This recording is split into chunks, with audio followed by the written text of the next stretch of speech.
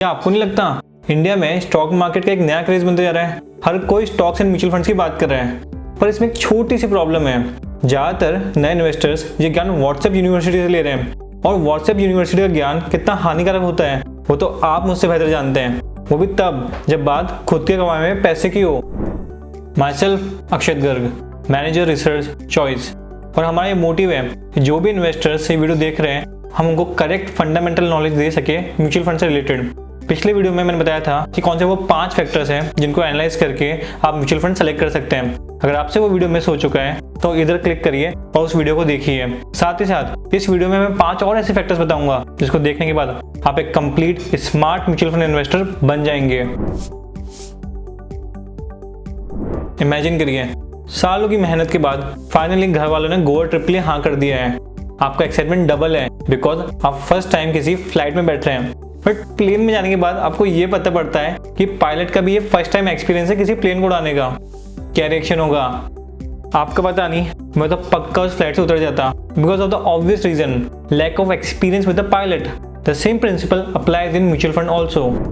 Mutual fund एक ऐसा structure है जब बहुत सारे लोग मिलकर अपना पैसा कुछ सिलेक्टेड इंडिविजुअल्स के हाथ में देते हैं जिनको फंड मैनेजर्स बोलते हैं। फंड मैनेजर्स वो पैसा लोगों के बिहाफ पे इन्वेस्ट करते हैं। आपको म्यूचुअल फंड एनालाइज करते वक्त ये देखना है कि क्या फंड मैनेजर के पास एक एक्सपीरियंस है, एक इनफ एक्सपीरियंस, क्योंकि एक एक्सपीरियंस फंड मैनेजर मार्केट के अप एंड डाउन को इजीली टैकल कर सकता है और लॉन्ग टर्म में एक अच्छा रिटर्न जनरेट कर सकता है। सो द थंब रूल, हमेशा ऐसे फंड को प्रेफर करिए जिसके अंदर फंड मैनेजर को कम से कम 5 साल का एक्सपीरियंस हो। दोस्तों, हमने पिछले पॉइंट में समझा कि एक फंड मैनेजर का रोल कितना इंपॉर्टेंट है फंड की सक्सेस में, बिकॉज एक फंड मैनेजर डिसाइड करता है कि कौन से सिक्योरिटीज बाय करनी है, कितना होल्ड करना है और कब एक अच्छी अपॉर्चुनिटी देके प्रॉफिट बुक करना है। पर सोचिए, जब एक फंड मैनेजर बहुत frequently securities buy and sell करने लग जाए, इसका मतलब क्या? इसका मतलब फंड मैनेजर को अपनी कॉल पे कन्विक्शन ही नहीं है। पोर्टफोलियो टर्नओवर रेशियो ये बताता है कि पोर्टफोलियो में कितनी चर्निंग हो रही है। चर्निंग मतलब कितनी frequently securities buy and sell हो रही है। एक हाई पोर्टफोलियो टर्नओवर रेशियो से एक्सपेंस और टैक्स लायबिलिटी दोनों बढ़ जाते हैं इन्वेस्टर के लिए। सो द थंब रूल, हमेशा ऐसे फंड्स को अवॉइड करें जिनका पोर्टफोलियो टर्नओवर रेशियो कैटेगरी से बहुत ज्यादा हो पर फिर भी रिटर्न परफॉर्मेंस एवरेज हो। एक बीटा ये डिनोट करता है कि आपका म्यूचुअल फंड कितना सेंसिटिव है कंपेयर टू बेंचमार्क और मार्केट। मान लीजिए सेंसेक्स ने 10% रिटर्न दिया है और आपके फंड का बीटा 1.5 है, इसका मतलब आपके फंड का रिटर्न 15% हो सकता है। आपको किसी भी म्यूचुअल फंड को एनालाइज करते टाइम ये चेक करना है कि क्या उसके फंड का बीटा आपके रिस्क एपेटाइट से मैच हो रहा है। एग्रेसिव इन्वेस्टर्स जिसको रिस्क लेना पसंद है उनको ऐसे फंड में इन्वेस्ट करना चाहिए जिसका बीटा मोर देन 1 हो, ताकि जब मार्केट 10% से बढ़े और आपके फंड का बीटा 1.3 हो तो आपका रिटर्न 13% हो, यानी कि मार्केट से 3% ज्यादा। दूसरी तरफ कंजर्वेटिव इन्वेस्टर्स जिसको रिस्क लेना बिल्कुल पसंद नहीं है, उनको हमेशा ऐसे फंड्स में इन्वेस्ट करना चाहिए जिसका बीटा लेस देन 1 हो, ताकि किसी मार्केट क्रैश या करेक्शन के अंदर उनका लॉस मार्केट से कम हो। सो the thumb rule, aggressive investors को हमेशा ऐसे फंड्स में इन्वेस्ट करना चाहिए जिसका बीटा मोर देन 1 हो, और कंजर्वेटिव इन्वेस्टर्स को हमेशा ऐसे फंड्स में इन्वेस्ट करना चाहिए जिसका बीटा लेस देन 1 हो।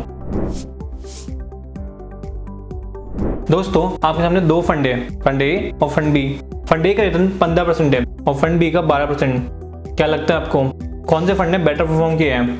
ऑब्वियसली आप सोच रहे होंगे कैसा क्वेश्चन है, साफ साफ दिख रहा है फंड ए बेटर है।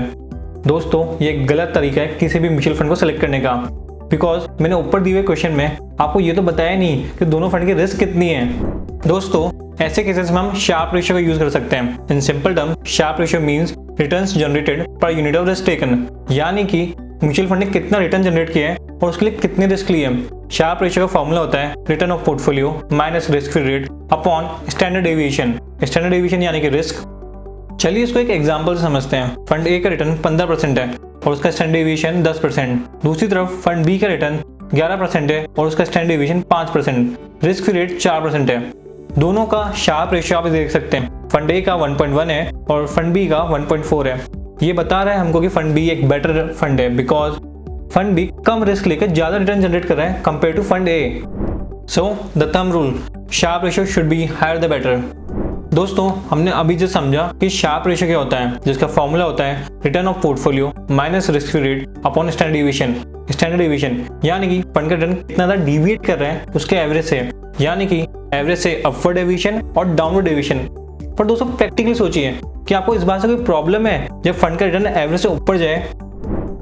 सॉर्टिनो रेशियो, जिसको शार्प रेशियो का मॉडिफाइड वर्जन भी बोलते हैं। मॉडिफाइड वर्जन क्यों? बिकॉज ये रिस्क कैलकुलेट करते टाइम सिर्फ डाउनवर्ड डेविएशन को इंक्लूड करता है, जिससे आपको मतलब है। सो द थंब रूल, हमेशा उन फंड्स को प्रेफर करिए जिसका सॉर्टिनो रेशियो हाई हो। दोस्तों, इस वीडियो में हमने समझे 5 फैक्टर्स जैसे कि fund manager experience, portfolio turnover ratio, sharp, beta and Sortino ratio, और साथ ही साथ पार्ट 1 में हमने 5 फैक्टर और समझे थे। इसको मिला के टोटल 10 फैक्टर हो चुके हैं, जिनका यूज करके आप कोई भी म्यूचुअल फंड इजीली एनालाइज कर सकते हैं। दोस्तों, अगर आपको म्यूचुअल फंड से रिलेटेड कोई भी डाउट है, हमें कमेंट सेक्शन के अंदर बताएं। तो सब्सक्राइब करें हमारे चैनल को और बेल आइकन को दबाएं। Till then will meet in the next video. Thank you. Investment in securities market are subject to market risk. Read all the related documents carefully before investing.